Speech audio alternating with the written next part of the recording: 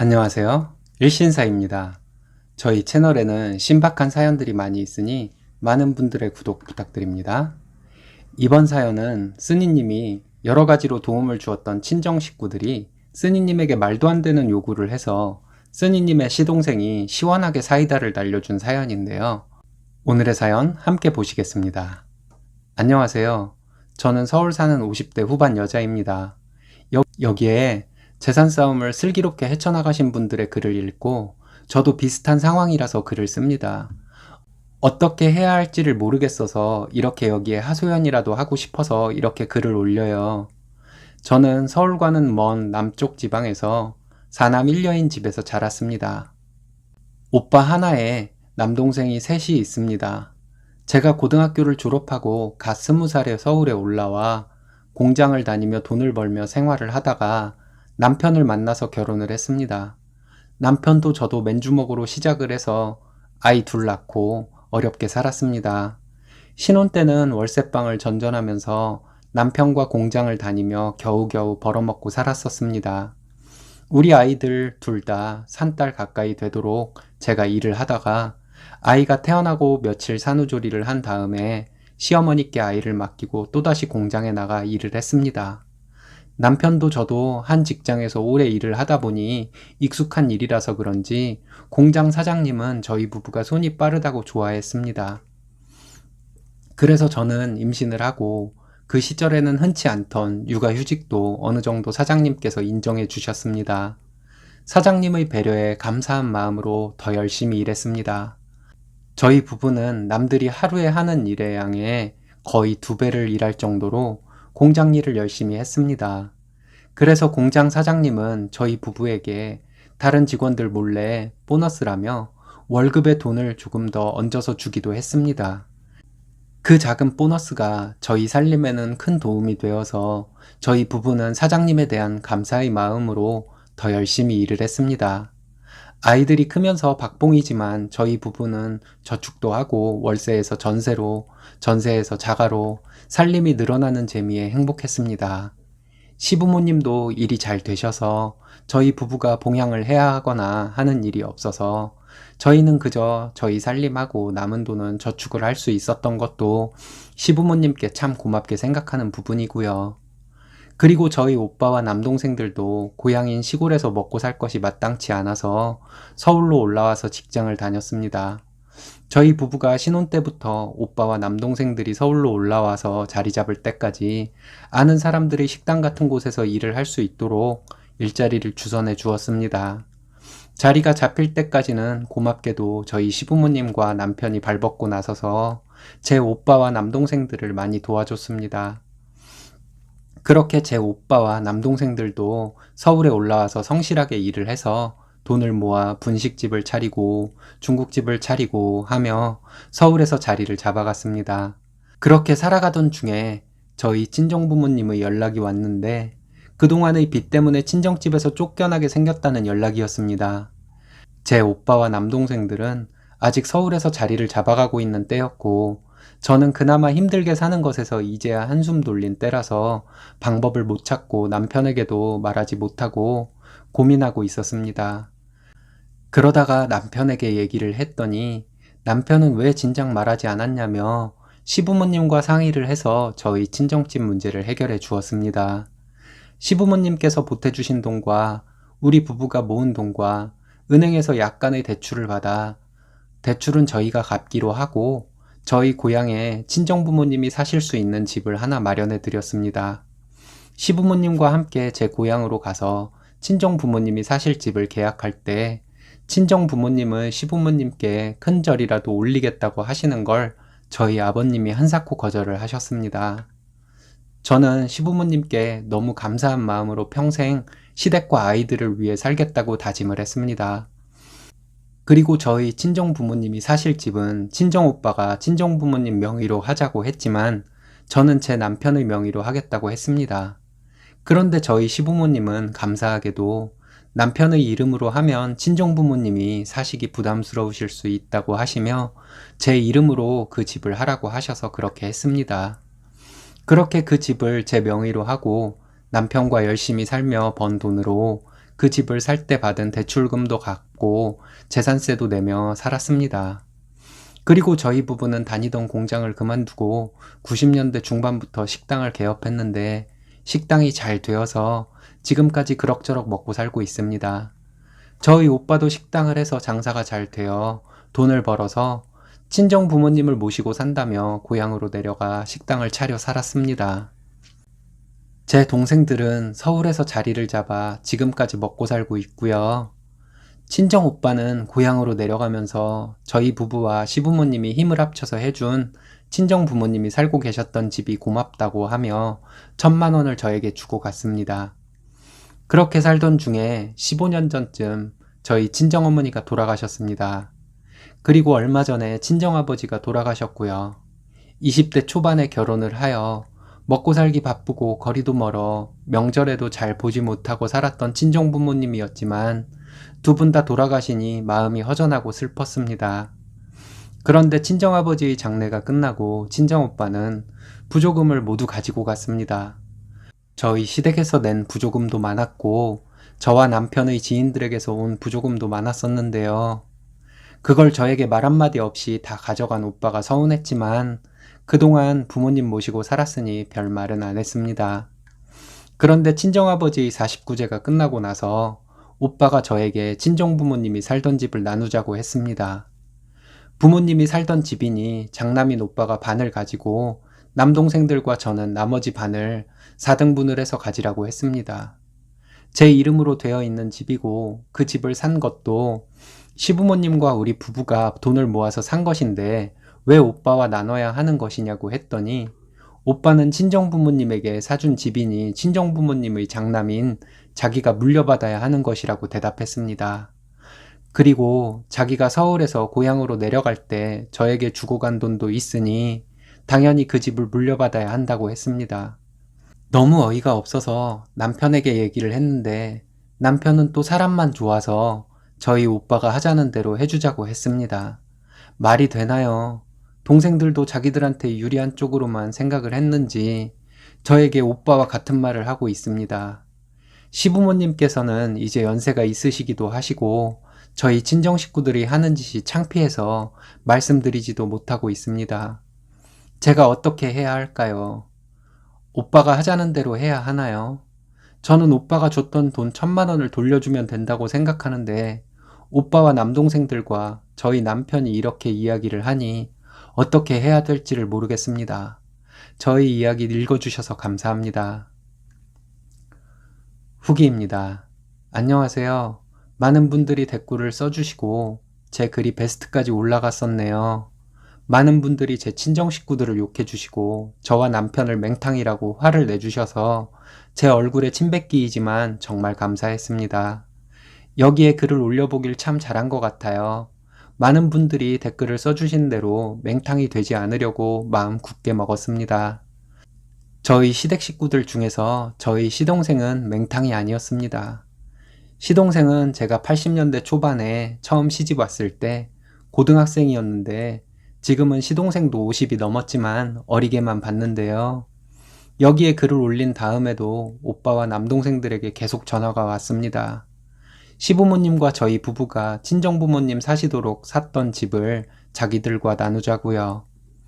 오빠는 계속 자기가 다 가져야 하는 건데 반만 갖는 거에 고마운 줄 알라고 얘기를 했습니다. 제 남동생들도 전화로 저에게 오빠와 같은 말을 계속 했고요. 저도 이런 연락에 시달리는 것이 싫어서 오빠와 남동생들이 하자는 대로 그냥 할까도 생각했습니다. 그래서 시동생네 가족을 만났을 때 이 이야기를 했습니다. 시동생은 이 이야기를 듣고 펄쩍 뛰면서 자기 아버지의 돈과 형네 부부의 돈만 들어간 건데 왜 사돈들이 그걸 욕심을 부리냐며 형수인 제 앞이라 욕은 못하겠지만 사돈들 정말 도둑놈들이라고 했습니다. 시동생이 저희 친정을 욕하는 것이지만 저는 왜 그랬는지 시원했습니다. 사실 저희 남편이 이렇게 시동생처럼 말하기를 바랬거든요. 그런데 저는 오빠와 남동생들에게 이 말을 하기가 너무 힘들 것 같았습니다. 그래서 그냥 그 집을 포기할까도 생각했었습니다.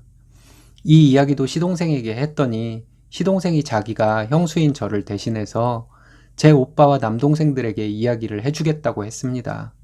그러면서 시동생이 하는 말이 저희 형제 간에 의절을 하고 살게 될 수도 있는데 괜찮냐고 했습니다. 그래서 저는 어차피 오빠와 남동생들이 예전에 저에게 도움을 많이 받았고 우리 덕에 친정부모님이 길거리에 나앉지 않게 되었는데 그것을 고마워하지는 못하고 저희 재산에 욕심을 내는 오빠와 남동생과는 의절을 해도 상관없다고 시동생에게 말했습니다. 이렇게 결심을 하게 된 것은 제가 올렸던 글에 많은 분들이 댓글로 써주신 의견이기도 하고요. 시동생과 이런 얘기를 하고 나서 매일 오빠와 남동생들에게 전화가 왔습니다. 그 집 내놓으라고요. 제가 싫다고 했습니다. 그 집은 시부모님과 우리 부부가 돈을 합쳐서 산 집이니 우리 부부의 집이라고 했습니다. 그랬더니 다음날 밤에 저희 식당 문 닫을 시간에 오빠와 막내 동생이 저희 식당에 찾아왔더라고요. 그래서 남편은 착하기만 하니 제가 무서워서 시동생에게 연락을 했습니다. 20분도 안 되어서 시동생이 도착했습니다. 시동생이 오빠와 막내와 얘기를 했습니다.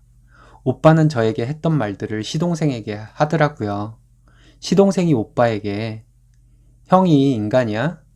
우리 형이랑 형수가 고생해서 번 돈을 왜 날로 먹으려고 하는데 그 집에 형의 권리가 어딨어?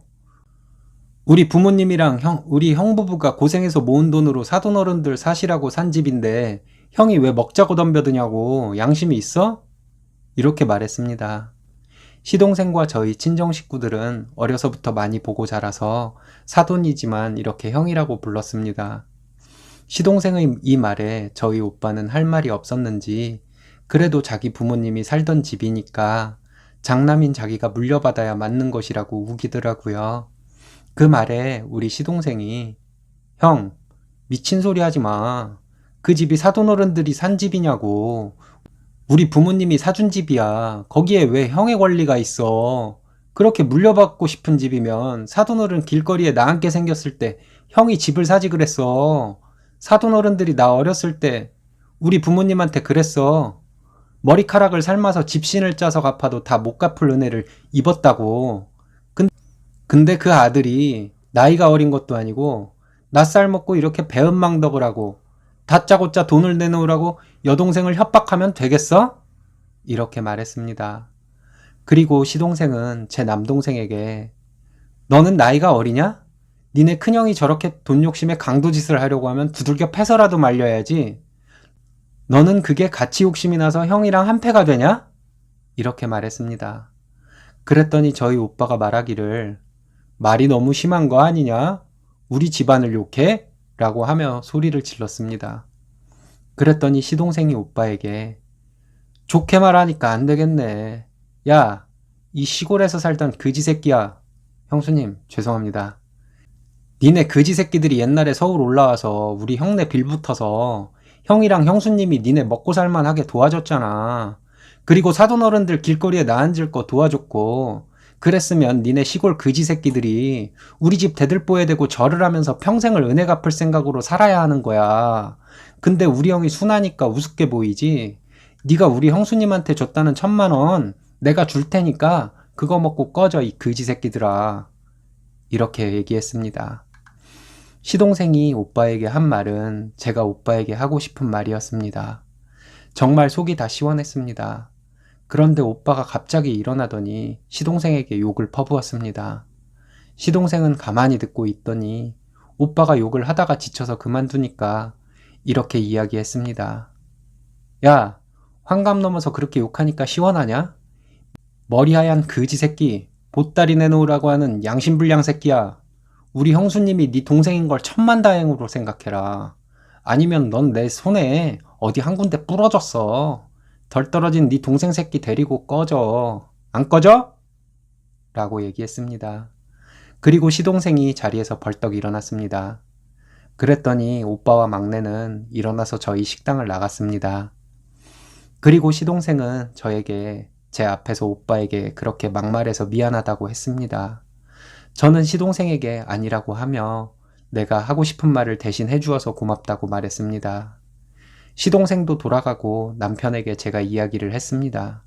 오빠와 남동생들에게 부모님이 살던 집 절대 나눠주지 않을 거라고요. 남편도 알겠다고 했습니다.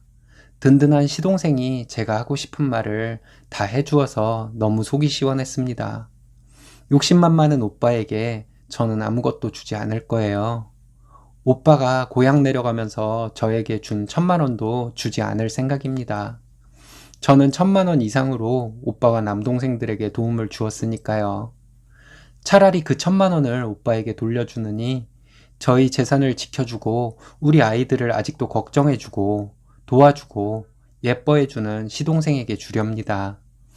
오빠가 저를 계속 괴롭혀서 제가 그 집을 나누었다면 제가 평생 후회할 뻔했습니다. 댓글로 저희 잘못된 생각을 바로잡아 주셔서 감사드립니다. 저를 대신해서 나서준 시동생에게도 고맙습니다. 시동생이 오빠와 만나서 이야기를 주고받은 지 일주일이 지났습니다. 하루에도 몇 번씩 전화로 저를 괴롭혔던 오빠인데 아직 전화가 한 통도 오지 않았습니다. 잘 해결된 것 같아서 다행입니다. 저를 도와주셔서 감사합니다. 정말 불에서 건져주니까 보따리 내놔라 한다더니 정말 이런 사람이 다 있군요. 어쨌든 쓰니님, 일이 잘 해결된 것 같아서 다행입니다. 든든한 시동생이 있어서 앞으로도 별일은 안 생길 것 같군요. 행복하세요. 이번 사연은 인신공격성 댓글을 다는 상습 악플러가 역관광을 당한 사연입니다. 오늘의 사연 함께 보시겠습니다. 안녕하세요. 저는 50대 후반 얼마 전에 손주를 본 할머니입니다. 저는 30년 넘게 시집살이를 하며 살아왔습니다. 5년 전에 돌아가신 시어머니는 제가 시집와서 이 집에 처음 들어왔을 때부터 모진 시집살이를 시켰습니다. 시부모님을 모시고 살면서 제가 집안일을 다 하는 것은 당연한 것으로 여기고 살았습니다. 시어머니는 제가 만든 음식에 대한 불평이 상당하셨던 분이십니다. 제가 만든 모든 밑반찬은 모든 것이 짜고 맵고 싱겁다고 하셨습니다. 그런 말씀은 항상 점심에 말씀하셨어요.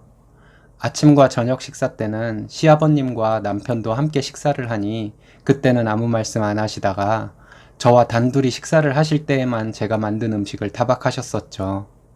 그 정도는 익숙해지니 괜찮았습니다. 시어머니는 결벽증이 있을 정도로 심하게 청소를 가지고 저에게 잔소리를 하셨습니다.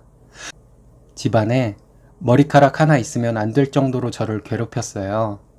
저는 시어머니의 깔끔한 성격을 맞추기 위해 아침 저녁으로 하루에 청소를 2번씩 해야만 했습니다. 빨래도 마찬가지였습니다.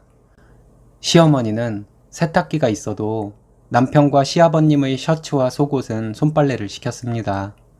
세탁기로 빨면 제대로 빨래가 되지 않는다는 것이 이유였어요. 제가 신혼 때는 세탁기 성능이 좋게 나오지 않을 때라서 그랬다고 하지만 그 이후에 세탁기가 좋은 것들이 나와서 손빨래보다도 세탁기가 더 깨끗하게 세탁을 해주는데도 시어머니는 세탁기로 빨래를 하는 꼴을 못 보셨습니다. 이렇게 집안일을 하다 보니 하루 종일 집안일만 하기에도 시간이 모자랄 정도였습니다. 시누이는 제가 시집을 온 지 3년 뒤에 시집을 갔습니다. 시누이는 처녀적에도 제가 혼자 집안일을 하고 있으면 시어머니와 방에 누워서 간식을 먹으며 저를 부려먹기만 했었습니다. 저는 그렇게 사는 건 줄만 알고 살았습니다. 제가 시집 온 지 3년 뒤에 시누이가 결혼을 해서 그나마 좀 편하겠다 싶었습니다. 그런데 웬걸요. 시누이는 결혼한 뒤에도 근처에 살면서 거의 매일을 저희 집에 왔습니다. 와서 시어머니와 함께 처녀적에 하던 행동을 똑같이 했었습니다. 그렇게 몇 년이 더 지나고 시누이는 시부모님께 남편과 저를 모함하다가 저희 남편에게 한번 심하게 두들겨 맞고 다시는 저희 집에 발걸음을 하지 않았습니다. 시어머니의 시집살이는 그대로였지만 시누이를 안 보고 산다는 것만도 참 다행이라 여기고 살았습니다. 그리고 5년 전 시어머니께서 지병으로 돌아가셨습니다. 1년 반 동안 병수발을 하며 제가 시어머니의 대소변을 다 받아냈습니다. 어른들이 말씀하시길 딸은 엄마의 대소변을 못 받아도 신기하게 며느리는 할 수 있다고 하시는 말씀을 들었던 적이 있는데 맞는 말씀이었습니다. 그렇게 저에게 시집살이를 시키던 시어머니도 병으로 힘들어 하시는 모습을 보니 저는 그저 안 됐다는 마음뿐이었습니다. 시어머니는 간병을 하는 저에게 언젠가부터 미안하다, 고맙다 라는 말씀을 자주 하셨습니다. 그리고 마지막 가시는 날까지도 저에게 미안하다, 고맙다는 말씀을 하셨습니다. 시어머니 가시고 많이 힘들었습니다. 저를 많이도 부려먹었던 분이지만 미운 정이라는 것 때문인지 시어머니가 보고 싶어 힘들었습니다. 그렇게 어머님이 가시고 아버님께서도 예전 같지 않게 기력이 약해지는 모습이 보이십니다. 항상 당신의 말만 옳고 고집만 부리던 분이셨는데 얼마 전에 아버님께서 저에게 그동안 고생 많았다고 하시며 저희 희생이 없었더라면 우리 집이 이렇게 잘 지켜지지 않았을 것이라고 하더라고요. 그동안의 저희 고생이 헛되지 않았다는 생각에 눈물이 났습니다. 제가 울고 있으니 아버님은 처음으로 저희 등을 쓰다듬어 주셨어요. 울지 말라시며 제 마음 다 안다고 하셨습니다. 30년이 넘도록 시부모님 모시고 아이 둘 키워낸 것이 참 대단하다고 시아버님은 말씀해 주셨습니다. 이제 아버님도 눈에 띄게 건강이 안 좋아지고 있습니다. 아버님이 오래 사셨으면 좋겠습니다. 제 이야기 들어주셔서 감사합니다. 댓글입니다. 저기요, 그렇게 자기 인생 헛되게 보내놓고 여기서 자랑질이신가요? 노예근성이시네요. 시가의 하녀로 살다가 30년 만에 시아버지가 우쭈쭈 해주니까 마음이 풀린다고요? 정말 답이 없는 사람이네. 남편은 그렇게 와이프가 당하는 동안 뭐하고 있었어요? 남편도 참 한심하고 님도 참 한심하네요. 쓰니 댓글. 제 남편은 고지식하고 성실히 일하는 사람이에요. 제 남편은 비하하지 마세요. 님이 뭘 한다고 그러세요? 댓글. 그렇게 고지식해서 마누라가 힘들게 사는데도 그걸 보고만 있었는데 편을 들겠다는 얘기예요? 진작 갖다 버리셨어야죠. 그럼 미친 남편은 한 트럭을 줘도 싫을 것 같네요. 쓰니 댓글. 할 말이 없네요. 님 남편은 얼마나 대단하길래 그러시나요? 그만할게요. 댓글. 꼭 할 말이 없으면 그만하자고 하더라. 당신 같은 여자들 때문에 여자들의 인권이 발전이 없는 거예요. 밖에 돌아다니지 마시고 집에서만 사세요. 댓글. 삭스님, 골팸이신가요? 여기는 골팸이 반상회하는 곳이 아닙니다. 딴 데 가서 노세요. 골팸이요? 제가 그렇게 보였다면 어쩔 수 없죠. 하지만 쓰니처럼 한심한 여자는 욕 좀 먹어도 싸요. 바보같이 살아온 자기 인생을 자랑질하잖아요. 한심한 양말님, 멍청이 같은 소리 하지 마시고 들어보세요. 사람은 제각각 만족하는 상황과 정도가 다른 겁니다. 쓰니님이 자기 인생을 돌아보고 힘들게 살았지만 후회 없이 살았다고 말씀하시는 건데 양말님이 왜 그걸 갖고 시비신가요? 삭스님은 남들이 무슨 말을 하면 부정적인 말로 뒤집어버리는 친하게 지내지 말아야 할 사람이시네요. 님이야말로 집에서 나오지 말고 집 안에서만 사세요. 졸라맨님, 어디서 튀어나온 분이신가요? 내가 여기 사이트에서 8년 동안 있었던 사람인데 처음 보는 분이네요. 혹시 쓰니님 아니신지요? 별명만 바꿔서 저를 공격하려고 하나 본데 한심한 짓입니다. 양말님, 제 말에 대꾸는 안 하시고 저를 쓰니님으로 몰아붙이는 걸 보니 할 말이 없나 봐요. 여기 사이트는 먼저 온 순서대로 위아래 따지는 사이트인가요? 어디서 말도 안 되는 꼰대짓을 하시려고 하나요? 졸라매나, 네가 내 인생을 아니? 너 같은 애들이랑은 나랑은 상대가 안 된단다. 사자가 새끼를 어떻게 키우는 줄 알아? 절벽에서 새끼들을 떨어뜨리고 기어 올라오는 새끼들만 키운단다.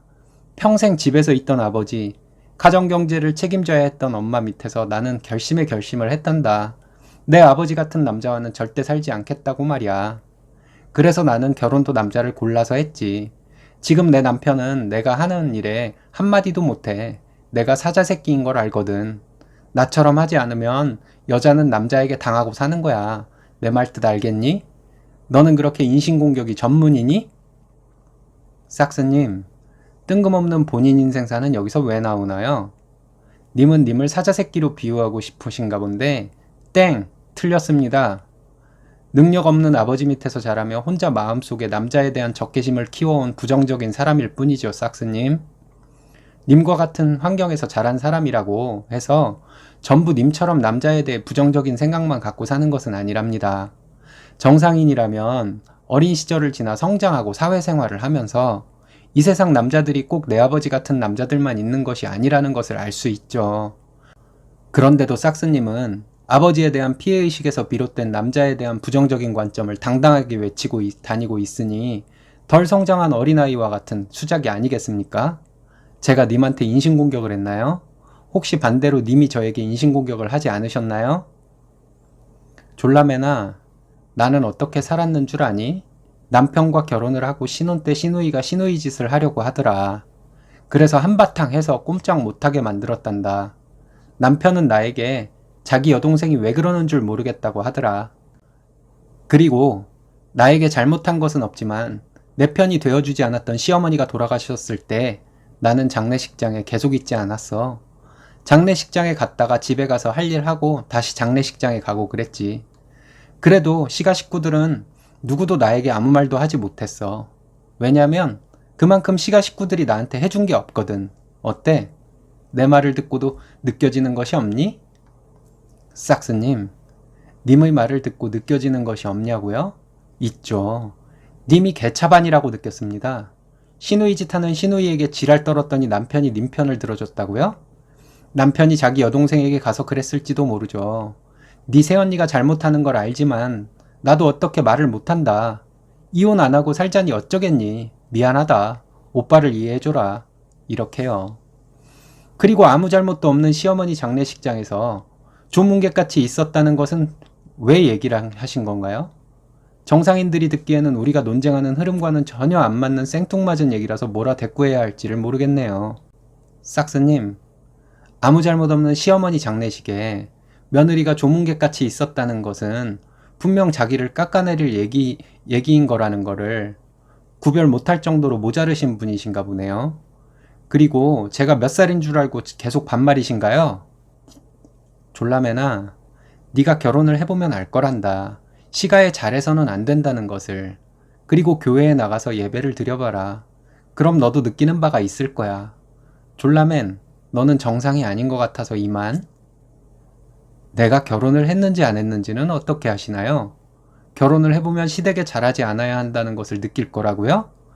시댁이고 아니고를 떠나서 나를 다짜고짜 이용해 먹으려고 들거나 부당한 대우를 하거나 하는 상대가 아니라면 서로 호감으로 멤버십을 키워보려고 노력을 해봐야 하는 것 아닌가요?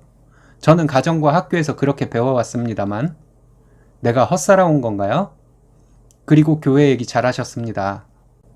저도 한때 성경에 심취해서 한때 교회를 나간 적이 있었죠.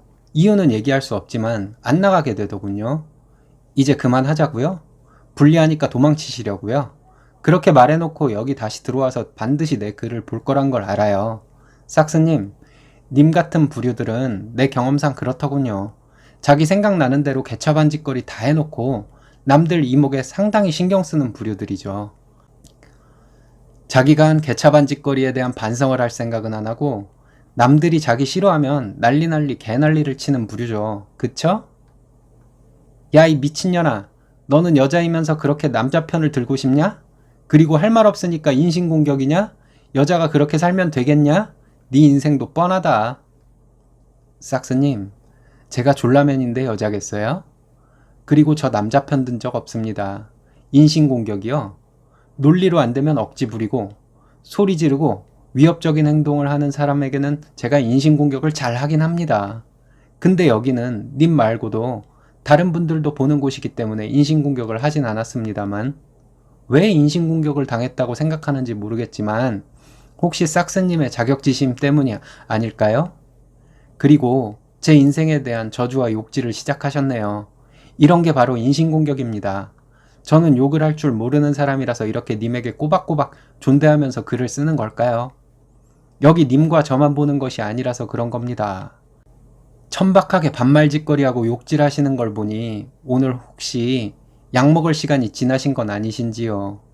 여기는 남들도 보고 하니 메일 주소 하나 남겨요. 진정한 인신공격과 욕질이 어떤 건지 보여드리죠. 졸라맨님, 쓰니님이 잘못한 걸 지적했는데 그걸 가지고 왜 님이 나서서 이렇게 오바신가요? 할 일이 그렇게 없나요? 여기서 사람들이 가끔 저에게 난독증이냐고 합니다. 왜요? 내가 여기서 내 생각을 말하지도 못하나요? 여기에서 제 댓글에 추천수를 보면 몰라요? 여기서 님이랑 나랑 까대기 하면 사람들이 님을 별로 좋게 보지는 않을 겁니다.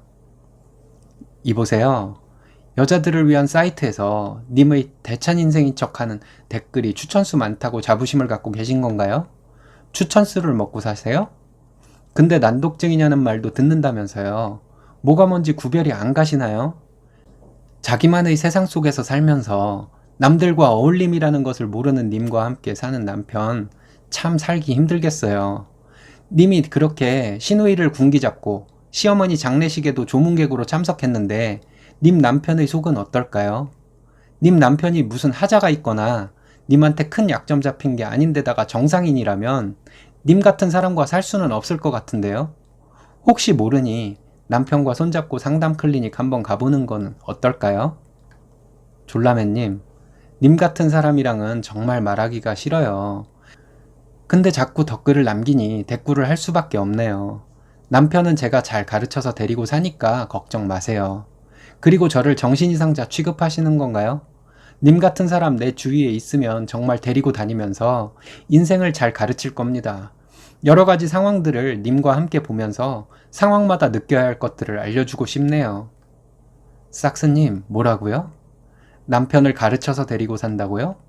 요즘 세상에 남녀를 떠나서 배우자에게 가르침을 받으면서 사는 사람이 있다고요? 상상과 현실을 헷갈리시는 거겠죠. 그리고 저도 가르치겠다고요? 혹시 예전에 님은 시누이를 가르치려고 하다가 시누이와 의가 상한 건 아닌가요? 그리고 시어머니도 가르치려고 했는데 뜻대로 안 되니까 쌩 까고 살다가 장례식도 조문하듯이 다녀오신 거 아니에요? 누가 누굴 가르칩니까? 조언이라는 것의 본질이 뭔지 아세요? 사람과 사람 사이에서 나에게 조언을 절실히 구하는 사람에게 미안한 듯한 태도로 겨우 하는 것이 조언입니다. 님이 뭔데 님의 주변 사람들과 나를 가르치겠다고 하시나요? 나도 님 같은 사람 주변에 있으면 나쁠 것 같지는 않네요. 님이 헛소리 내뱉는 거 평상시에는 그냥 두고 보다가 지금처럼 가끔 놀려먹기 좋을 테니까요. 졸라맨님, 저는 여기 사이트에서 8년째 활동하고 있는 사람입니다. 님은 어디서 본 적도 없는 사람인데 갑자기 튀어나와서 이러시는 건가요? 저는 여기서 열심히 활동을 하고 있습니다. 님은 님대로 활동을 하세요. 머리 아프네요. 이제 그만하세요. 님이 여기서 몇 년을 활동했는지 궁금하지 않습니다. 여기서 무슨 선후배 가리나요? 헛소리 마시고요. 원글 쓰니님이 본인 인생을 돌아보고 힘들게 살았지만 이제 잊고 만족하고 살겠다고 했잖아요. 근데 그런 글에 삭스님이 자기만의 잣대를 들이대서 인신공격을 하고 삭스님 가족들도 싸잡아서 비난했죠? 그렇게 싸질러대는 님의 악플이 원글 쓰니님에게 상처가 될 수 있는 것 뿐만 아니라 님의 막말이 제3자 입장에서도 괜히 기분 상하는 말들인 걸 모르시는 것 같아서 좀 깐족돼 봤습니다. 저는 여기서 님처럼 나는 옳고 너는 그르다 하는 사람들에게 깐족되는 활동이나 하려고 합니다. 님 같은 사람들은 수십 년을 그따위로 살아왔는데 제가 뭐라고 한다고 바뀌겠습니까? 저는 님이 바뀌길 기대하지도 바라지도 않고요. 그냥 양말님, 님이 재수없어서 깐족돼 봤습니다. 님은 보기 좋게 저희 깐족됨에 걸렸더랬고요. 님 남편은 남이 신던 양말 주워 신고 좋아라 할까요? 잘 생각해 보시고 남편과 상담 클리닉 강추합니다. 수고요. 나는 잘났고 남은 못났다 하는 댓글 쓰는 사람을 어떤 분이 시원하고 철저하게 응징했네요. 여러분들은 이런 댓글 싸움을 보시면 어떤 생각이 드시나요? 사연은 부모님의 이혼으로 혼주석에 대해 고민하던 예비 신부가 철면피 같은 아버지에게 사이다를 날리고 정리한 사연인데요. 오늘의 사연 함께 보시겠습니다. 안녕하세요. 저는 34살 결혼 날짜 잡은 예비 신부입니다. 혼주석 문제로 고민하는 어떤 분의 글을 읽고 저도 여러분들의 도움을 받고자 익명의 힘을 빌려 이렇게 글을 씁니다. 일단 예령인의 부모님은 현재 15년 전 이혼을 했습니다. 예비 시부는 다른 여자분과 재혼을 해서 살고 있습니다. 예비 시모는 식당을 운영하고 있고 혼자 살고 있습니다. 예비 시부모님은 이혼은 하셨지만 결혼식에 두 분이 참석해서 혼주석에 앉으실 예정입니다. 예랑이는 현재 혼주석에 예비 시부를 앉지 못하게 하겠다고 실갱이를 하고 있는 중이고요. 예랑이가 예비 시부를 혼주석에 앉는 것은 물론 결혼식에도 오지 말라고 하고 있는데요. 예랑이가 그렇게 하려고 하는 첫 번째 이유는 어려서부터 집에 돈도 안 가져다 주고 예비 시모께서 가정경제를 책임져 왔던 것입니다. 그리고 두 번째 이유는 예비 시부모님이 이혼하게 된 계기가 예비 시부의 바람 때문이라는 것입니다. 현재 예비 시부가 재혼을 해서 함께 살고 있는 여자분이 바로 그 상간녀이고요. 그래서 예랑이는 예비 시부 말고 자기의 외삼촌을 혼주석에 앉기를 바라고 있고 예비 시부는 본인이 혼주석에 앉고 싶어 하고 있습니다. 저도 비슷한 상황입니다. 저희 엄마는 가정주부로 살았습니다. 아버지는 공기업의 높은 자리에서 퇴직을 하신 분이시고요. 아버지는 평소에 괜찮은데 술만 마시면 엄마를 의심하고 괴롭히고 폭행을 했었습니다. 저와 오빠는 어려서부터 엄마가 아빠에게 폭행을 당할 때 너무 무서웠습니다. 엄마는 얼굴과 몸에 멍자국이 자주 생겨 있었고요. 엄마에게 들은 바로는 아빠가 제가 어릴 적부터 바람을 끊이지 않고 피웠다고 했습니다. 여자도 주기적으로 바뀌었고요. 그러다가 제가 고등학생일 때 엄마가 아빠에게 심하게 폭행을 당하고 저와 오빠가 엄마를 데리고 이모 집으로 피신을 한 적이 있습니다. 엄마가 그때 가슴을 부여잡고 있었는데 이모와 이모부가 병원으로 모시고 가서 검사를 해보니 갈비뼈 2개가 골절이 되어 있었습니다. 그때 엄마는 이제 무서워서 아빠와 못 살겠다고 이혼하겠다고 하셨습니다. 아빠와 살다가는 맞아 죽을 것 같다고 하시면서요. 그때 엄마는 한동안 이모 집에 있다가 집을 따로 얻어 살았습니다. 저희는 아빠와 살다가 대학을 들어가면서 엄마와 함께 살기 시작했고요. 지금까지 엄마와 함께 살고 있습니다. 그 이후에 아빠는 엄마와 저희에게 금전적으로 한 푼도 도움을 주지 않았습니다. 이모들이 약간씩 도움을 주고 엄마가 일을 하며 번 돈으로 살았습니다. 저와 오빠는 대학 때부터 열심히 알바를 하면서 살다가 대학을 졸업하고 취업을 해서 살고 있고요. 아빠와는 서로 할 말이 있을 때만 통화를 하고 있습니다. 오빠는 아빠와 연락을 전혀 하지 않고 있습니다. 아빠와 연락하면 아빠를 어떻게 할지도 모른다고 하면서 연락을 안 합니다. 그리고 지금까지 저희 부모님은 서류상으로 이혼을 하지 않은 상태입니다. 이런 불우한 가정 환경에서 자란 것을 서로 이해해주면서 예랑이와 친해졌습니다. 서로의 아픔을 보듬어 줄 수 있어서 서로에게 많은 힘이 되었고요. 그렇게 예랑이와 사랑을 키워왔고 결혼을 하기로 했습니다. 문제는 이제부터인데요. 저희 결혼식에 혼주석을 어떻게 해야 할지를 모르겠습니다. 저는 아빠가 결혼식 혼주석에 앉는 것이 너무 싫습니다. 제 결혼식에 참석하는 것 자체가 싫어요. 근데 친척들의 이목을 생각해서 아빠를 혼주석에 앉게 하자고 엄마는 얘기를 하고 있습니다. 저희 오빠는 제 결혼식에 아빠가 오면 자기가 아빠를 어떻게 할까봐 무섭다고 결혼식에 안 오겠다고 하고 있습니다. 아빠는 당연히 제 결혼식에서 혼주석에 있는 것으로 생각하고 있고요. 아빠와 전화를 해보면 자기가 제 결혼식에 오는 것을 당연한 것으로 알고 있어요. 근데 저는 정말 싫습니다. 예랑이와도 이것에 대해서 많은 얘기를 해왔습니다. 예랑이도 자기 아빠가 결혼식에 오는 것 자체가 싫다고 하고 있습니다. 저도 저희 아빠가 우리 결혼식에 오는 것이 싫다고 예랑이에게 말했고요. 근데 예랑이 어머니나 우리 엄마는 결혼식에 오는 하객들 눈에 이상해 보이지 않도록 예비 시부와 우리 아빠를 결혼식 혼주석에 앉게 하라고 하고 있고요. 저희 엄마는 제가 신부 입장을 할 때 아빠와 함께 입장을 해야 하지 않겠냐고 하시는데 저는 아빠와 같은 인간과 손을 잡고 싶지 않습니다. 제 몸속에서 아빠의 유전자를 뺄 수만 있다면 다 빼버리고 싶습니다. 아빠는 지금도 저와 통화를 하면 사람 좋은 척하며 허허거리며 웃습니다. 그 웃음소리도 정말 소름 끼치게 싫습니다. 사람 좋은 척하는 것도 소름 끼치고요. 그러면서 제 결혼식에 당연히 참석하는 것으로 알고 있습니다. 예랑이와 저는 아빠들이 결혼식에 참석하는 것이 정말 싫은데 어떻게 해야 할지를 모르겠습니다. 어른들 말대로 하객들 눈에 거슬리지 않도록 아빠들을 혼주석에 앉게 해야 할까요? 솔직한 심정으로는 결혼식에도 오지 말라고 하고 인연을 끊어버리고 싶습니다. 즐거워야 할 주말에 유쾌하지 못한 이야기 올려서 죄송합니다. 제 이야기를 들어주셔서 감사합니다. 후기입니다. 안녕하세요. 지금까지 많은 분들께서 댓글을 써주셔서 많은 도움이 되었습니다. 한동안 정말 예랑이와 고민을 많이 했습니다.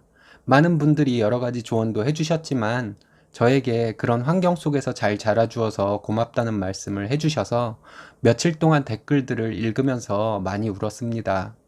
예랑이와도 만나서 함께 댓글들을 읽으면서 같이 많이 울었습니다. 커피숍에서 둘이 핸드폰을 보면서 울고 있는 모습을 다른 사람들이 보면서 참 이상하게 생각했을 거예요. 그리고 예랑이와 혼주성 얘기를 하면서 서로의 어린 시절에 대해 얘기를 하다가 울기도 하고 서로 위로도 해주고 했습니다. 결혼식에서 하객들의 눈을 생각해서 눈 딱 감고 그냥 아빠들을 혼주석에 앉게 하라는 분들도 조금은 계셨었는데 대부분의 댓글이 신랑 신부 동시 입장을 하라고 하셨더라고요. 신랑 신부 동시 입장이라는 것을 예랑이와 저는 생각을 못했습니다. 그래서 웨딩 플래너와 상의를 해보니 뮤지컬 결혼식이라는 것이 있더라고요. 신랑과 신부가 동시에 입장을 하는 것은 아니지만 뮤지컬 가수분들이 노래를 불러주시며 신랑 입장과 신부 입장을 하도록 해주시고 결혼식까지 다 진행을 해주신다고 하더라고요. 뮤지컬 결혼식에서는 신부가 아빠와 입장을 해도 되고 혼자서 입장을 해도 된다고 해서 너무 좋았습니다. 예랑이와 웨딩 플래너를 만나서 뮤지컬 웨딩에 대해서 설명을 듣고 각자 엄마와 상의를 해보기로 했습니다. 저는 엄마와 오빠에게 뮤지컬 웨딩에 대해 그날로 설명을 해주었습니다. 그리고 아빠와 신부 입장을 하기 싫다고 했고요. 엄마는 남들 이목을 위해서 아빠와 신부 입장을 제가 했으면 하는 눈치였지만 제가 정 원한다면 그렇게 하라고 하셨습니다. 예랑이도 자기 엄마에게 뮤지컬 웨딩에 대해 이야기를 하고 자기 아버지 자리에는 외삼촌을 앉게 하겠다고 했다고 얘기하더라고요. 외삼촌도 예랑이 아버지에게 치를 떠는 분이라서 예랑이 아버지가 저희 결혼식에 안 온다는 얘기에 기뻐하셨다고 하더라고요. 예랑이와 이렇게 결혼식 혼주성 문제에 대해 고민을 하고 있었을 때 이미 저희는 각자 아빠를 결혼식에 참석을 하지 않도록 하겠다는 의지는 있었습니다. 근데 어머니들이 하객들의 이목을 생각해서 아빠를 혼주석에 앉게 하라고 하셔서 고민을 하고 있었는데요. 댓글들의 말씀대로 뭐 해준 게 있다고 압박했어요. 제 친구들 중에서는 30이 넘은 나이에 지금도 아빠가 만나면 뽀뽀를 한다는 친구도 있는데요. 꼭 그렇게 스킨십을 해주어야만 하는 것을 떠나서 아빠면 책임을 져야 하는 건데 저와 오빠와 엄마는 아빠의 보호와 지원을 받지 못하고 살았잖아요. 그러면서 저희 아빠는 사람 좋은 척을 하고 저희 결혼식에 와서 당연히 자기가 혼주석에 앉는다고 생각하고 있다는 것 자체도 기분이 나쁩니다. 아빠에게 결혼식에 오지 말라고 얘기하기가 쉽지는 않겠지만 여러분들이 말씀대로 용기를 내서 당당하게 말해보려고요. 저희 커플에게 결단을 내릴 수 있는 용기를 주셔서 댓글 써주신 분들께 정말로 감사드립니다. 저희 결혼해서 잘 살게요. 감사합니다. 두 번째 후기입니다. 안녕하세요. 엄청 오래전에 쓴 글인데 혹시 있나 해서 들어와 봤는데 제 글이 다행히 있네요. 이 글을 올렸을 때 저를 걱정해 주시고 충고해 주신 분들께서 그때 결혼하고 후기 올려달라고 하셨었는데 이제야 후기를 올리네요. 죄송합니다. 결혼 준비하고 결혼하고 신랑과 정신없이 사랑하고 사느라 바빴습니다. 늘 후기를 올려야지 하며 생각하고 살았는데 이제야 올리게 되었습니다. 일단 저희 결혼식은 예정대로 뮤지컬 웨딩으로 잘 했습니다. 친구들과 사촌동생들이 저희 결혼식에 노래 불러주신 가수분들 어떻게 섭외하는 거냐고 물어볼 정도로 다들 좋아했어요. 그때 저는 아빠에게 전화해서 결혼식에 오지 말라고 했습니다. 그랬더니 아빠가 어떻게 자기에게 그럴 수 있냐고 하더라고요. 그래서 제가 여태까지 살아온 것에 대해서 아빠에게 다 얘기했습니다. 아빠가 엄마가 집을 나온 뒤로 오빠와 제가 함께 사는 동안 전혀 지원도 해주지 않았으니 아빠는 생물학적 아빠일 뿐이라고 말했어요. 그랬더니 낳아준 정을 무시하냐고 화를 내더라고요. 그리고 저희 집으로 찾아올 테니 얼굴 보고 얘기하자고 했습니다. 어쨌든 내 결혼식에는 와도 오빠가 아빠를 쫓아내게 될 테니 마음대로 하라고 했어요. 며칠 뒤에 아빠가 저희 집에 왔습니다. 저는 오빠가 아빠를 만나면 무슨 짓을 할지 몰라서 이모에게 연락해서 이모와 이모부도 저희 집으로 와주셨고요. 아빠가 저희 집에 와서는 엄마에게 자식들에게 자기를 얼마나 나쁘게 얘기했으면 딸인 제가 결혼식에 아빠를 오지 말라고 하냐며 화를 냈습니다. 엄마는 제가 그렇게 하겠다고 해서 그렇게 하라고 한 것뿐이라고 대답을 했고요. 아빠에게서 술 냄새가 나더라고요. 어렸을 때 아빠가 술 취해서 엄마를 폭행하고 괴롭히던 것이 떠올라 너무 무서웠습니다. 아빠는 엄마의 대답에 소리를 지르며 자식들과 자기를 이간질했다며 무섭게 화를 냈습니다. 이모와 이모부가 말렸지만 아빠는 난동을 부리더라고요. 오빠가 아빠에게 그만하라고 소리를 질렀습니다. 그러더니 오빠가 아빠를 잡아서 힘으로 소파에 앉히더라고요. 그랬더니 아빠는 놀란 눈으로 오빠를 쳐다봤어요. 오빠가 무슨 짓을 할지 몰라서 다들 긴장하고 있었는데 오빠가 아빠에게 이제 그만하시라고 했습니다. 제 결혼식에 오지 말고 인연을 끊고 살자고 오빠가 얘기하더라고요. 아빠는 자기가 우리를 어떻게 키웠는데 니네가 이럴 수 있냐고 하면서 서운하다고 하더라고요. 아빠의 그 말에 오빠는 아빠가 어렸을 때 술 먹고 엄마를 괴롭히고 때리고 의심해서 우리를 공포 속에서 키웠다고 얘기했습니다. 그 공포 속에서 살았던 경험 때문에 오빠는 사회생활에 지장을 받는 것 같아서 정신과 치료를 받고 있다고 했습니다. 정신과 치료를 받고 약을 먹으면서 조금이나마 좋아져서 이제서야 직장 동료들과 편안하게 대화를 할 수도 있다고 했습니다. 오빠는 자기가 정신적으로 문제가 있다는 것을 알게 된 후에 대인기피증에서 어느 정도 벗어나게 된 때까지 10년이 걸렸다고 말했습니다. 그리고 오빠는 아빠에게 아빠는 이렇게 우리 남매를 정신이상자로 키워주었다고 말했습니다. 그리고 엄마와 별거를 시작한 후에 아빠는 우리가 어떻게 사는지, 우리에게 뭐가 필요한지 전혀 관심도 없었고 지원을 해준 것도 하나도 없었으면서 여자의 정신이 팔려 살아왔다고 말했습니다. 우리 남매는 어릴 적 아빠에게 받은 상처를 이제부터라도 치유해가며 살 수 있겠지만 엄마는 행복한 결혼 생활은커녕 남편에게 괴롭힘을 받고 폭행을 당하면서도 자식들을 위해서 20년을 참고 견디며 살다가 겨우 아빠에게 벗어나서 지금까지 마음 졸이면서 살고 있는데 아빠는 다른 여자와 살림 차리고 살면서 무슨 양심으로 딸의 결혼식에 참석을 하겠다고 하냐고 말했습니다. 다시는 여기에 오지도 말고 우리 가족들에게 연락도 하지 말라고 했습니다. 아빠는 아무 말 못하고 소파에 멍하게 앉아 있더라고요. 오빠가 아빠에게 또 얘기했습니다. 아빠는 평소에는 파리새끼 한 마리 죽이지 못하는 소심한 사람이면서 술만 먹으면 악마가 된다고요. 그런데 오빠는 이제 알겠다고요. 아빠는 술을 먹어도 아빠에게 강하게 나가는 사람에게는 또 자기 마음속에 악마를 드러내지도 못하는 사람이라고요. 이제 우리 남매는 아빠를 무서워하지 않는다고요.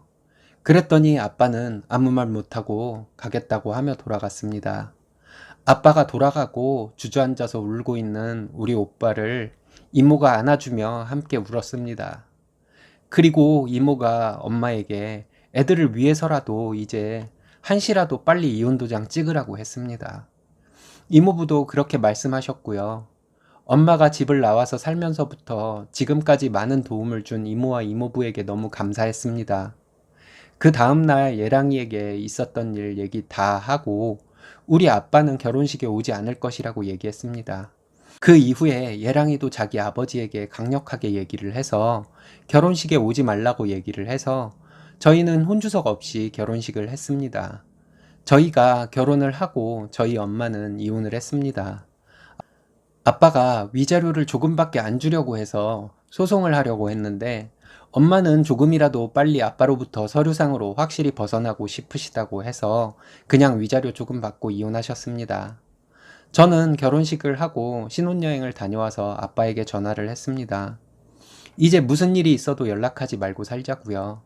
아빠가 퇴직금이 얼마였는지 지금 가지고 있는 돈이 얼마인지 전혀 궁금하지도 않고 그거 받을 마음도 없으니까 우리 남매에게 노후에 어떤 도움도 바라지 말고 지금 같이 살고 있는 아줌마와 잘 살라고 얘기했습니다. 제 결혼식에서 혼주석에 대한 고민으로 글을 올렸는데 많은 분들의 조언과 충고로 혼주석에 대한 고민 해결뿐 아니라 저희 엄마도 이제 편안하게 되었습니다. 그때 많은 아이디어와 충고를 주신 분들께 정말 감사드려요. 그 사이에 신랑과 제가 많이 사랑해서 뱃속에 아이가 생겼어요. 제가 임신한 거 엄마랑 시어머니가 엄청 좋아하세요.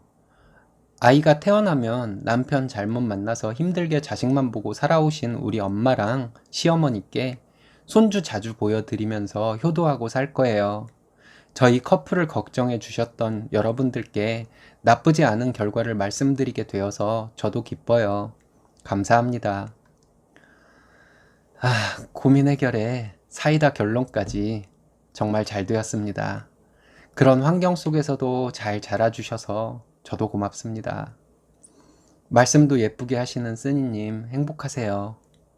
이번 사연은 결혼한 시누이가 쓰니님 집 주방을 자기 집 주방처럼 사용해서 시누이에게 사이다를 날리고 쫓아낸 사연인데요. 함께 보시겠습니다. 안녕하세요. 저는 38살 아이 둘 키우는 주부입니다. 시누이와 있었던 몇 년 전 일이 생각나서요. 남편은 일남 이녀입니다. 남편은 누나가 한 명이 있고 여동생이 한 명이 있는 거죠. 형님은 결혼해서 멀리 살아서 무슨 일 있을 때나 가끔 보지만 우리 아이들 아기 때부터 항상 보고 싶어 하시고 예뻐해 주세요. 가끔 봐서 그런지 만나면 우리 아이들 용돈도 많이 주고요. 형님의 아이들에 대한 사랑을 느낄 수 있는 것은 아기 때부터 우리 아이들과 영상통화를 자주 했다는 거예요. 그래서 그런지 자주 보는 작은 고모보다 아이들은 큰 고모를 훨씬 더 좋아해요. 큰 고모를 항상 그리워하고요. 방학 때 학원 방학 기간에는 저희가 어디 여행을 가고 싶어도 못 가요. 고모 집에 무조건 가야 하거든요. 저도 큰 시누이가 워낙에 아껴주고 배려해줘서 큰 시누이 집에 가서 며칠 자고 오는 것이 불편하지는 않은데 민폐가 될까봐 항상 죄송스럽고 그렇죠. 아이들 방학이면 먹이는 일이 하루 종일 계속되잖아요. 큰 시누이는 일을 시원시원하게 하는 편이라 제가 깨작대고 있으면 일이 다 끝나 있고 저는 별로 한 일이 없어서 미안한 마음이 들 정도예요. 큰 시누이 집 근처에 있는 박물관이나 놀이동산에 가서 신나게 놀고 맛있는 거 먹고 집에 와서는 아이들이 고등학생 사촌형들이 하는 인터넷 게임을 하면 큰 시누이는 PC방 알바처럼 아이들 먹을 라면, 간식 같은 거 해다 바치고요. 제가 아이들에게 컴퓨터 앞에서 먹지 말고 나와서 먹고 들어가라고 하면서 아이들 혼내면 큰 시누이가 1년에 몇 번이나 저렇게 하겠냐고 하며 그냥 두라고 해서 그냥 둘 수밖에 없죠. 이러니 아이들이 큰 고모 집에 항상 가고 싶어 하고 항상 큰 고모를 그리워할 수밖에 없겠죠. 우리 아이들은 큰 고모가 이 세상에서 제일 좋고 그 다음 엄마 아빠라고 하는 것도 당연하다는 생각이 들 정도로 큰 시누이 우리 아이들에 대한 사랑이 정말 깊어요. 작은 시누이는 저희 집 아래층에 살아요. 제가 사는 빌라는 한 세대 평수가 그리 크지는 않지만 시아버님이 건물주세요. 시부모님은 다른 곳에 사시는데 작은 시누이와 저희에게 신혼집으로 한 세대씩 주셨죠. 작은 시누이는 저와 동갑입니다. 그래서 처음 봤을 때 금세 친해지게 되었죠. 결혼도 저희와 얼마 차이 나지 않게 했고요.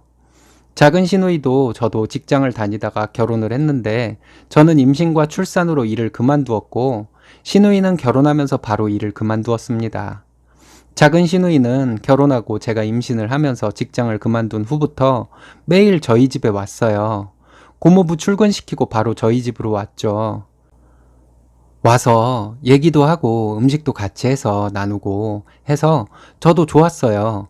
임신해서 집에만 거의 있는데 작은 신우랑 수다도 떨고 마트도 같이 다니고 하니까 서로 의지도 되고 좋았죠. 근데 점점 작은 시누이가 저희 집에 오는 것이 스트레스가 되더라고요. 몇 달이 지나면서 알게 되었습니다. 시누이는 자기 집에서는 음식을 하지 않고 저희 집에 와서만 음식을 하고 나눠 가지고 갔어요. 음식을 하면 주방에 늘어놓은 식재료들을 제가 다 치워야 했습니다. 결혼한 분들이라면 다들 아시겠지만 간단한 음식들은 정리도 어렵지는 않잖아요. 근데 좀 식재료를 늘어놓고 해야만 하는 음식들도 있는데 그런 것들을 요리를 하는 것보다 정리가 더 힘들 때가 있잖아요. 그런데 시누이는 그런 것들을 하나도 정리를 하지 않고 요리가 끝나면 자기 가져갈 것만 가지고 집으로 가버리더라고요. 그럼 식탁과 싱크대에 튄 기름들과 여기저기 널브러진 식재료들 정리하는 것이 참 짜증났어요. 그리고 점점 왜 우리 집에 와서 음식을 하나 하는 생각이 들더라고요. 음식들 중에서는 또 냄새가 나는 음식들도 있잖아요. 아이가 태어나고 냄새가 많이 나는 음식들은 될 수 있으면 안 하고 싶은데 시누이는 저희 집에 와서 그런 음식들도 해서 가져가더라고요. 우리 아이가 초겨울 태생이라 갓난아이 때 집안 환기도 쉽지 않은데 말이죠. 그래서 그런 냄새나는 음식들은 저희 집에서 하지 않았으면 좋겠다고 얘기를 했는데도 시누이는 달라진 것도 없이 똑같이 행동을 하더라고요. 그래서 남편에게 얘기를 했어요. 그랬더니 남편은 시누이가 그렇게 음식을 하고 가면 우리도 나눠 먹을 수 있고 좋은 거지 뭘 그걸 가지고 그러냐고 대수롭지 않게 말을 하더라고요. 남편이 뭐 음식을 해봐야 몇 번을 해봤겠어요. 음식하고 널브러진 식재료들과 주변에 흘린 식재료들 닦아내는 것이 손이 많이 간다는 것을 알 리가 없겠다 싶어서 몇 번 남편에게 얘기를 해봐도 같은 대답만 돌아와서 남편에게 더 이상 이야기는 하지 않았습니다.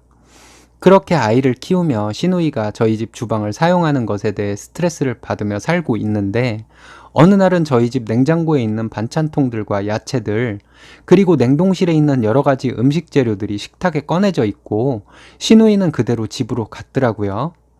방에서 아이를 재우면서 같이 저도 잠이 들어서 제가 주방에 없는 상황에서 일어난 일이었어요.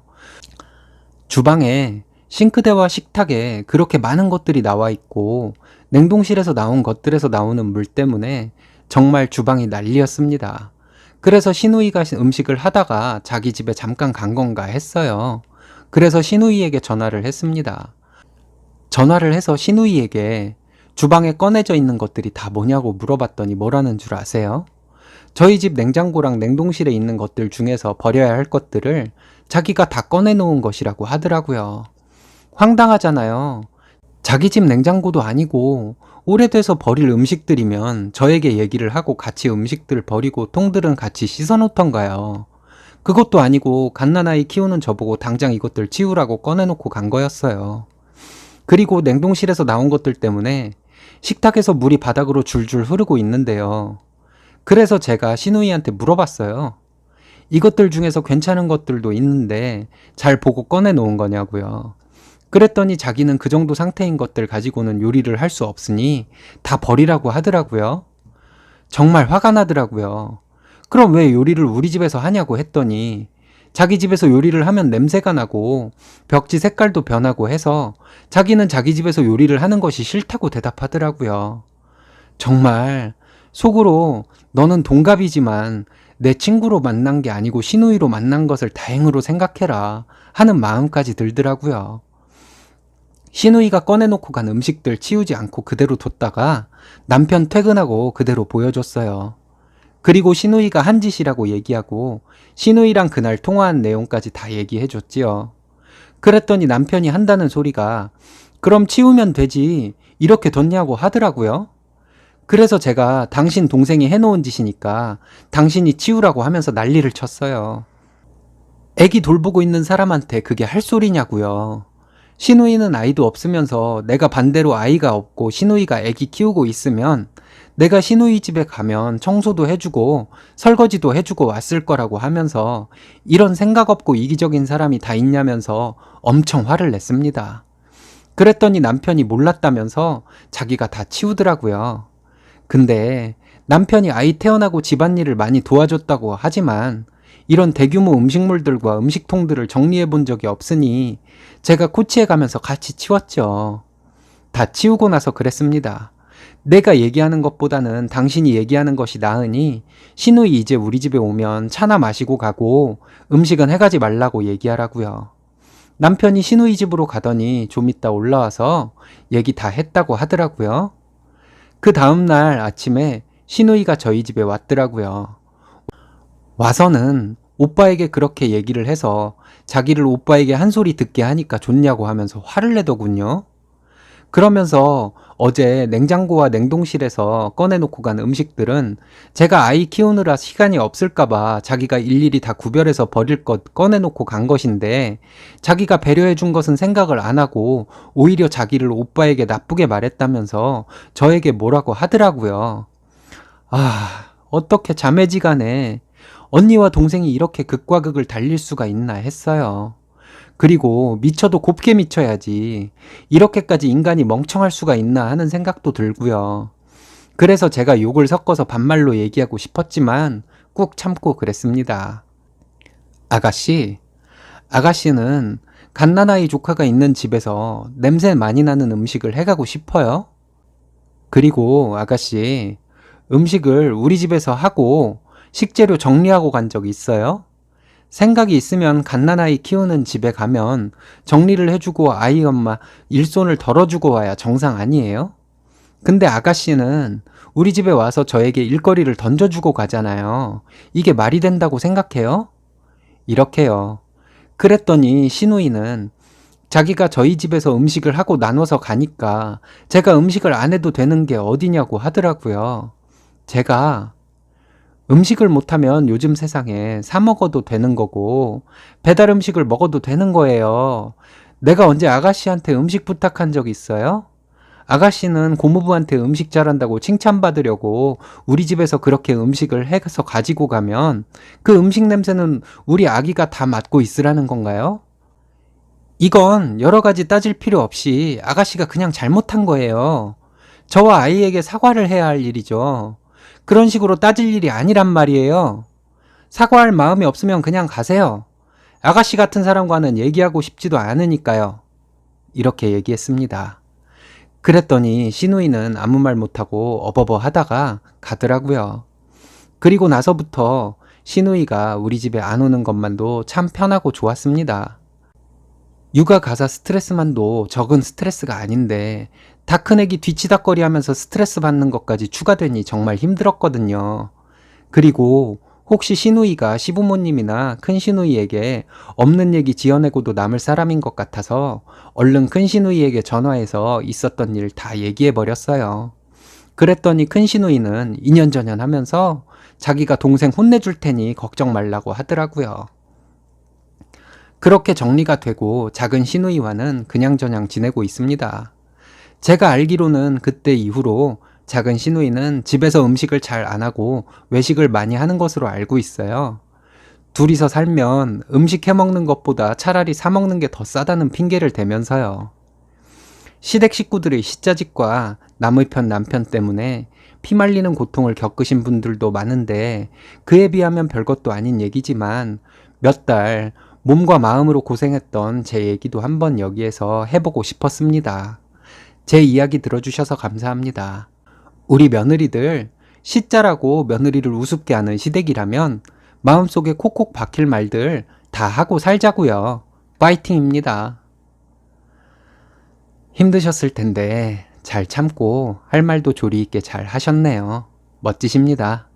쓰니님도 파이팅 하세요. 사연은 내로남불 시어머니를 남편과 함께 참교육한 사연인데요. 함께 보시겠습니다.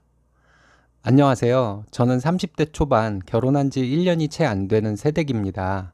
신랑은 소개로 만나서 사랑을 키우다가 결혼을 했어요. 결혼할 당시 저희 집도 그렇지만 신랑 부모님도 여유가 있으신 분들이 아니라서 양가에서 전혀 지원을 받지 않고 결혼을 했습니다.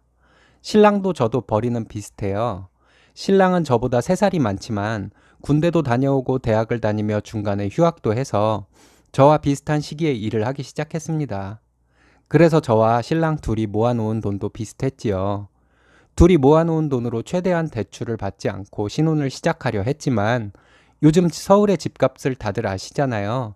저희는 어쩔 수 없이 약간 대출을 받아서 결혼 생활을 시작했습니다.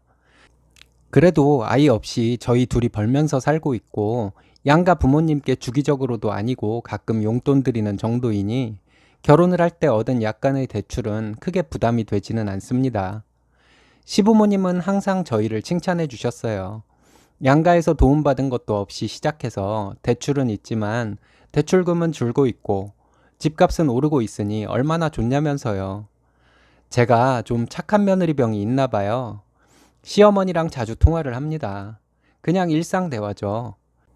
시부모님이나 시댁, 시누이가 결혼하기 전부터 저에게 딱히 잘해준 것도 없지만 뭘 잘못하거나 한 것도 없고 내 남편의 어머니이시니 시어머니께 잘 하려고 노력을 해왔어요. 일상적으로 시어머니와 전화 통화를 하다가 집안 잔치가 있으면 될 수 있으면 저희 부부도 함께 참석하려고 했습니다.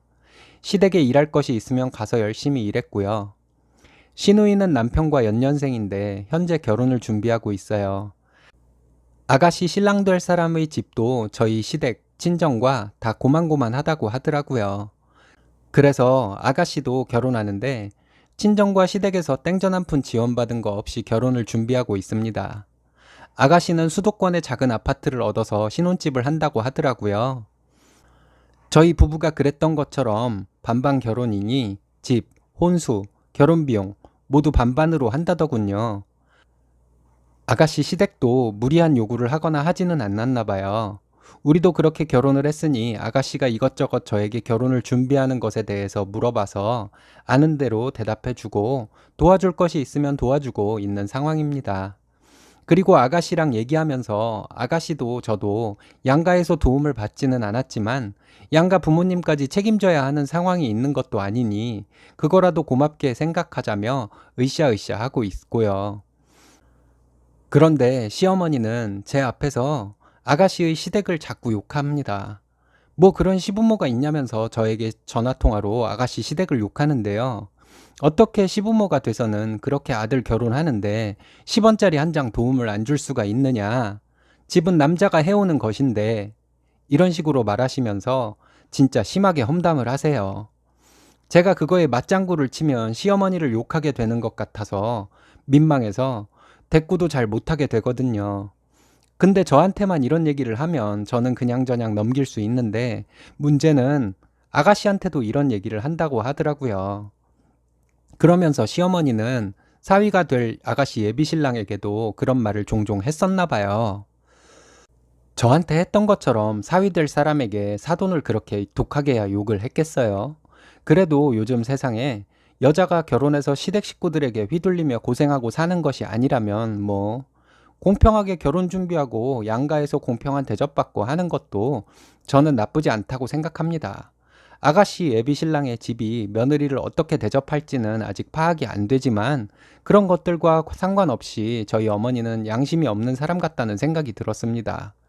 아들이 결혼할 때는 땡전 한 푼 지원해 준 것도 없으면서 딸은 결혼해서 고생하는 것이 보기가 싫다는 건가요? 그렇게 사돈을 욕을 하고 예비사위에게 대놓고 불만을 늘어놓다가는 아가씨 파혼당할 수도 있겠다는 생각도 들었고요. 거기에다 예비사위와 장모 사이가 저렇게 가불관계가 되어서 유지된다면 요즘 세상에 그걸 계속 받아들이고 살아갈 사위도 또한 마찬가지로 며느리도 흔치 않다고 생각하는데요. 어쨌든 저는 시어머니가 본인이 욕할 자격이 있는지 없는지를 따져보는 것조차 하지 못한다는 것에 참 실망스러운 마음이었습니다. 그래서 신랑도 다시 보게 되더라고요. 혹시 신랑도 시어머니처럼 비양심적인 마인드가 있는 것은 아닌가 하고 의심을 하게 되더군요. 아직까지는 그런 것이 보이지 않아 다행이지만 제가 자꾸 신랑을 의심해서 보게 되는 것에 놀랐습니다. 이래서 아이 키우는 부모는 말과 행동을 조심해서 해야 한다는 말이 생겼나 보다 하는 생각도 들고요. 시어머니를 보면서 아이 키우는 부모만이 아니라 아이가 다 커서도 부모가 행동을 조심해서 해야 한다는 것을 느꼈네요. 예전에 어른들이 부모가 잘못한 거 자식들한테 간다고 하시던 말들이 이런 경우에 들어맞는다는 것을 알게 되었습니다. 참, 비양심적인 시어머니 덕분에 제가 이렇게 여러 가지 느낀 점이 많답니다. 제가 오지랖이 넓은 건지 아가씨가 한참 결혼을 준비하며 사랑하는 사람과 알콩달콩 하고 있는데 어머니 때문에 불상사가 생길까봐 걱정이 되더라고요. 그래서 이 얘기를 신랑에게 조심스럽게 해봤어요. 근데 신랑은 별 감흥이 없는 것 같더라고요. 어머님이 그렇게 행동과 말을 하셔도 지들이 관계가 끈끈하면 흔들리지 않을 거란 식으로 얘기를 하더군요. 그래서 제가 그런 것이 아니라고 얘기했어요. 지금은 아가씨 예비신랑이 처음이라 참고 있을지 몰라도 어머님의 그런 말과 행동이 반복되면 참고 있을 사람 없다고 얘기했습니다. 그렇게 되면 파혼 아니면 이혼, 아니면 부부가 감정이 상한 채로 이혼하지 못해 사는 무늬만 부부로 사는 것인데, 신랑에게 동생이 그런 일을 혹시라도 겪을 가능성이 있으면 안 되지 않냐고 말해줬습니다. 그제서야 신랑이 심각성을 인지하더라고요. 그러면서 짜증내듯이 말하는 것이, 엄마는 나 결혼할 때 도움 준 것도 없으면서 매제한테 그렇게 얘기하는 것을 매제가 알면 정말 화나겠다. 엄마는 진짜 왜 그러시냐? 이러더라고요. 그러다가 얼마 전에 아버님 생신이시라 시댁 근처의 고깃집에서 식사를 했습니다. 그렇게 비싼 고깃집은 아니었지만 시고모님들도 몇 분 오시고 해서 식대가 적게 나오지 않았을 텐데 아가씨 예비신랑이 계산을 하더라고요. 시고모님들이 잘 먹었다며 아가씨 예비신랑에게 다들 한마디씩 하셨고요. 그리고 고모님들은 돌아가시고 저희와 아가씨네는 시댁으로 갔어요. 가서 과일을 먹으면서 이런저런 얘기를 하고 있었는데 어머님께서 또 아가씨 예비신랑에게 신혼집에 대해서 넌지시 얘기를 하더라고요. 집은 남자가 해오는 것인데 이러시면서요. 예비신랑은 어쩔 줄 몰라 하며 죄송하다고 하고요. 그래서 제가 그랬어요. 그러게요, 어머니. 남자가 집도 못 해오면 안 되죠. 남자가 모아놓은 돈이 없으면 남자 집에서라도 집을 해줘야지. 어머님 말씀 정말 이해가요. 이렇게 말씀드렸어요. 제 말에 아가씨 커플이 얼굴 표정이 굳어지면서 아가씨는 저를 째려보기까지 하더라고요. 제가 그냥 계속 얘기했어요. 어머니, 요즘 아무리 세상이 바뀌었어도 결혼할 때 남자는 집을 해와야 하는 거고 여자는 혼수를 해가면 되는 거죠. 여자 집에서 혼수를 하기에 돈이 모자르면 남자 집에서 혼수도 비용을 도와주는 거고요. 여자가 시집가서 애도 낳아주는데 당연한 거 아닌가요? 이렇게 얘기했답니다. 그랬더니 우리 신랑이 자기야, 여자가 무슨 씨바지야? 시집가서 애를 낳아주다니. 당신 나랑 결혼한 거 생각해봐. 우리도 양가의 도움 전혀 안 받고 결혼해서 지금 잘 살고 있잖아. 요즘 세상은 완전 있는 집 아니고는 남녀가 평등한 거야. 자기 우리 엄마가 시집살이 시키지 않잖아. 우리 부부 그리고 양가에 공평하게 하고 그렇게 살면 되는 거라고 자기가 결혼 전부터 말한 거 아니었어? 이러더라고요. 그랬더니 시어머니께서 긴장을 하신 표정이시더라고요. 그러더니 남편이 시누이 커플에게 땡땡이랑 제부는 우리처럼 공평하게 반반 결혼하는 거니까 누구 눈치 보고 그럴 필요 없어. 둘만 행복하면 되는 거야. 우리 부부를 봐봐. 우리도 그렇게 살잖아. 라고 말하더니 시어머니를 보면서 안 그래요, 엄마? 이러더라고요. 그랬더니 어머니는 그래, 그렇지 하시더라고요. 그날 집에 와서는 아가씨에게 전화가 왔어요. 예비신랑이 시어머니의 은근한 압박에 스트레스 받았었는데 신랑과 제가 그렇게 편들어줘서 고맙다고 한다고요. 비슷한 사람끼리 만나서 사랑하고 하는 결혼인데 도움 줄 게 아니면 방해는 하지 말아야죠. 부모라도 말이에요. 어쨌든 그 이후에 시어머니는 저에게 전화로 아가씨 예비시댁에 대해 욕을 하시지 않더라고요. 시어머니는 시아버님 생신날 저와 남편의 얘기에 그나마 고집버리실 정도는 되시나 봐요. 잘 됐죠. 진상이 다른 게 진상이겠어요. 자기가 진상인 걸 모르는 게 진상이죠. 자기가 진상이라는 걸 알려줘도 모른 채 하고 끝까지 진상을 떨면 그건 개진상이고요.